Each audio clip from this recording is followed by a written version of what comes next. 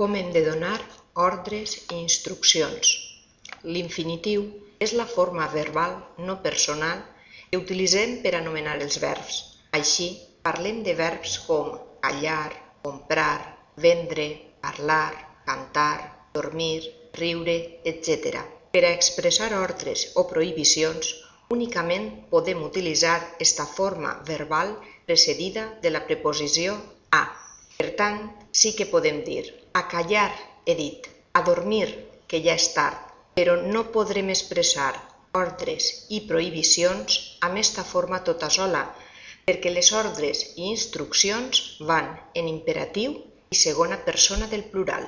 Farem igual quan donem instruccions generals, en els rètols, per exemple, i també quan proposem realitzar exercicis o activitats o quan fem recomanacions de qualsevol tipus.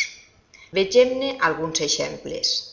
En una porta posarem tanqueu i no tancar. Mireu els missatges del correu i no mirar els missatges del correu. No crideu en les aules i no cridar en les aules. Finalment, hem d'evitar també les formes del tipus veges, anomenades reflexives, i substituir-les per formes com les anteriors, o bé per expressions introduïdes per la forma verbal cal. Vegem de nou uns exemples. Hauríem de dir, una vegada més citem Coromines. Vegeu lleures i converses d'un filòleg. I no, una vegada més citem Coromines. Veges, lleures i converses d'un filòleg.